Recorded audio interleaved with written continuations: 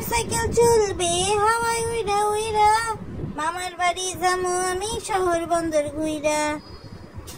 এমন দিনে আমের বাড়ি রাতে সুখ, কাঁচা মাথার রঙিন করি মুখ। বাজান আমার সাইকেল, বাজান আমার সাইকেল কিনা দাও তাড়াতাড়ি। সেই সাইকেলে চইরা যামু আমি মামার বাড়ি। বাজান আমার সাইকেল কিনা দাও তাড়াতাড়ি। আসসালামু আলাইকুম দর্শক, সবাই কেমন আছেন? আবার চলে আসলাম নতুন একটা ভিডিও নিয়ে আপনাদের মাঝে। আজকে দর্শক কথা বলবো কিছু বিষয়ে। আজকে আমার ভাষ্যতে থাকবে যেমন ব্যাপারী পরিবার, তেমন অবশ্যই থাকবে ভিকটিম ফাদার কিবরিয়া ভাইকে নিয়ে কিছু কথা। তাই দেরি না করে আজকের ভিডিওটা শুরু করে ফেলি। দর্শক, সাকিবের জন্মদিন উপলক্ষে তানজিলা তান আর তাবিয়াকে নিয়ে এসেছে তার বাড়িতে, কিন্তু তিশা বাপ্পি তাদের ধন সুলকানি শেষ হচ্ছে না, যে সেই ধন সুলকানি শেষ করে তারা সাকিবের জন্মদিন খেতে আসবে। বাপ্পি তিশা নিচে গিয়ে উই পোকার বাসা দেখাতে পারছে, কিন্তু পরিষ্কার করতে পারছে না। বাপ্পি তিশা ভিডিওতে পাখিকে দিয়ে ক্যামেরা ধরায় সব ধরনের নিশ বাইর কইরা 14 গোষ্ঠীর লোককে দিতে পারতেছে দর্শক, কিন্তু পাখিরা দেওয়ার বেলায় কি দিল? একটা রাবার ব্যান্ড ধরাই দিল। এরকম অমানুষের বাচ্চা দর্শক, কি আর বলবো। আসলে আমি এতদিন ভাবতাম যে কিবরিয়া ভাই যে এত মুখ খারাপ করে কথা বলে সেগুলোকে আসলে ঠিক বলে কিনা, কিন্তু বিশ্বাস করেন দর্শক, ব্যাপারী পরিবারের এক একজনের যে কর্মকাণ্ড, তাতে আমার মনে হয় যে কিবরিয়া ভাই একদম ঠিক কাজটাই করে। এটার জন্য আমার কিবরিয়া ভাইয়ের প্রতি একটা সেলুট থাকলো যে উনি এদের এই মুখোশটা টেনে ছিঁড়ে ফেলছে। আর দর্শক, সাবিনার কথা আমি কি বলবো, সাবিনার তো নিজের কোনো ধরন নাই। তার সবকিছু বড় বড় হলেই যে সে আরিফকে স্যাটিসফাই করে রাখতে পারবে তা তো না। আরিফের মতো একটা ছেলে কিসের মোহে সাবিনার মতো একটা আস্ত গাভীর সাথে ঝুলে আছে আমি তা জানি না দর্শক। সাবিনার না আছে কোনো ঢক, না আছে কিছু। এই যে একটা বাচ্চা কনসিভ করতে কত বছর লেগে গেছে বোঝেন?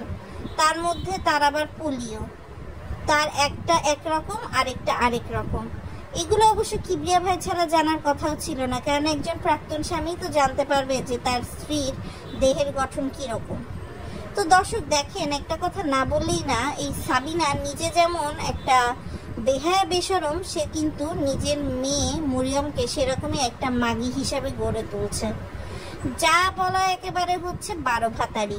মরিয়মের অবস্থা দেখেন, মরিয়ম পুরো 2-3 ঘন্টার রাস্তা আরিফের ধনের উপর বসে দর্শক চলে গেছে, এরকম একটা অবস্থা। যে আরিফ কম্বলের নিচে মরিয়মকে নিয়ে ঘষাঘষি করছিল, সেখানে হাত ভাঙা মরিয়মকে গাড়ির সিটে পেয়ে কতটা সন্তুষ্ট আরিফ হতে পারে। আসলে এখন তো আরিফকে সাবিনা সন্তুষ্ট করতে পারে না, তাই মরিয়মকে দিয়েই সন্তুষ্ট করায়, যে কাজটা আগে তিশা তানজিলাকে দিয়ে বাপ্পিকে সন্তুষ্ট করাতো। আর এদিকে দর্শক, নতুন এই পরকীয়ায় জড়ানো শারমিনের কথা কি আর বলবো। বাপ্পির সাথে নিজের উষ্ঠি চুম্বন চুম্বানি সবই দেখানোর পরে এখন রাজের সাথে নাহারের যা লাগানো শুরু করে দিয়েছে দর্শক, কি আর বলবো। শারিফা রাজকে পাপা ডাকে, হ্যাঁ পাপা ডাকে, ফুপাকে পাপা ডাকে, তাহলে সেক্ষেত্রে কিন্তু সে শারমিনকে যদি মাম্মি মাম্মাম কিছু ডাকতে একটা হতো। ফুপাকে কেউ পাপা, নিজের মাকে মা ডাকতে পারে, এটার অর্থ কি? আর সেটা আবার শারমিন খুব নাটক করে ডিক্লারেশন দিচ্ছে, এটার অর্থ কি দর্শক বলেন তো? এটার কিন্তু আসলে অর্থ মানে খুবই নোংরা। এবং বিল্লালের প্রক্সি যে শারমিনের স্বামী রাজ দিয়ে দেয়নি, তার আসলে কি প্রমাণ আছে? শারমিন দোকানে জামা কিনতে গিয়ে রাজের বন্ধুর সাথে যেভাবে চিপকা চিপকি করছে, অর্থাৎ বুকের কাছে একবার চাপ নিচ্ছে, হাতের কাছে একবার চাপ নিচ্ছে, পিঠের কাছে চাপ নিচ্ছে, মানে একটা ছোঁয়া। এরা তো আসলে পরপুরুষের ছোঁয়া অনেক পছন্দ করে, তো সেরকমই ছোঁয়া পছন্দ করে বেড়াচ্ছে আর কি। আর এদিকে 4 প্যাকেট বিরিয়ানি দিয়ে 10 জন লোককে খাওয়াচ্ছে তানজিলা। তার ভাবটা এমন যে সে খুব মহৎ একটা কাজ করে ফেলছে। আবার দেখা যেতে পারে হঠাৎ করে আইফোন 16 প্রো ম্যাক্স গিফট করে দিল হচ্ছে সাকিবকে জন্মদিনে তানজিলা। তার কাছে এগুলো হচ্ছে বাহাতের খেল। আর মিমের কথা দর্শক কি বলবো, মিম সানির মতো একটা ভালো স্বামীকে ফেলে বাবুর মতো একটা বেকার ছেলের গলায় ঝুলে পড়ছে। ঝুলে পেলে সে হচ্ছে জমি কিনছে, এখন সেটা বাবু নিয়ে নেয় কিনা সেই সন্দেহে থাকে। বিল্লাল এখন নতুন করে তার বউ নাহার তার সাথে প্রেম খেলার চেষ্টা করছে। 2টা বাচ্চার বাপ মা যদি এখন সেই কাজটা করে তাহলে কি হয়? হয় না। আবার দর্শক দেখেন যে শারমিন একটা ভালো অংশ কামায়, সে সেই টাকা দিয়ে তার শাশুড়ির জন্য কেক নিয়ে যাচ্ছে, জামা নিয়ে যাচ্ছে, অথচ রাজ কিন্তু তার শাশুড়ির জন্য কোনো কিছু আনে নাই। ইভেন আমার কথা যে শারমিন আর বিল্লাল এখন ইনকাম থেকে ভালো ইনকাম করছে, বাবুরও কিন্তু কোনো অভাব নাই।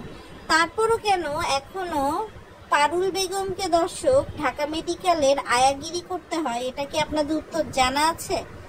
আর এদিকে বাপ্পির মা মালয়েশিয়ায় বসে বসে ললি আইসক্রিম খাবে বলে মেয়ের কাছে বাহানা করছে, কেননা ছেলের কাছে ভয় তো আসলে তার মুখ দিয়ে কোনো ধরনের কথা বেরোয় না, তো সে আর কি করবে, সেই জন্য সে হচ্ছে আপনার মানে একদম চুপচাপ থেকে সে আপনার হচ্ছে আগাতে চাচ্ছে যে কিভাবে কি করা যায়, কিভাবে সে হচ্ছে আসলে মানে তার চাহিদা পূরণ করা যায়।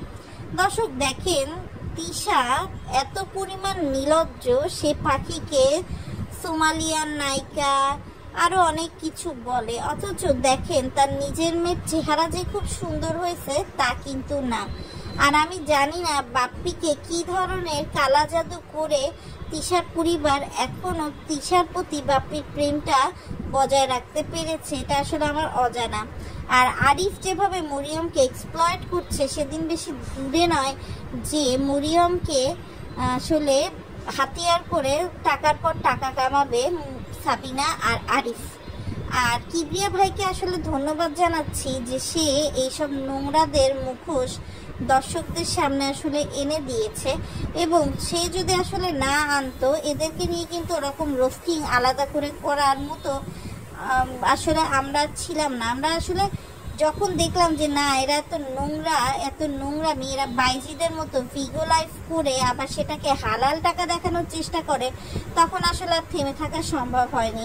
আর এই যে খুকির শরীর প্রদর্শন করে সাবিনা যে তার ভিডিওতে ভিউ নিল, এটার জন্য খুকি কি সাবিনাকে ডলা দেবে না?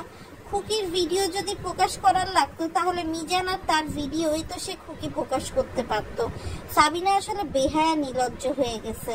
তার এখন মানে তাকে যদি বলে যে আপনি জামা কাপড় খুলে দাঁড়ায় যান তাহলে আপনাকে ভিউ দিব, সে হয়তো বা সেই কাজটাই করবে। এই ব্যাপারী পরিবার টাকার জন্য ন্যাংটা হতেও পারে, মানুষকে ন্যাংটা করতেও পারে। তো আজকের ভিডিওটা এই পর্যন্তই দর্শক। আপনাদের কাছে আজকের ভিডিওটা কেমন লাগলো সেটা কিন্তু কমেন্ট করে জানাবেন। আল্লাহ হাফেজ।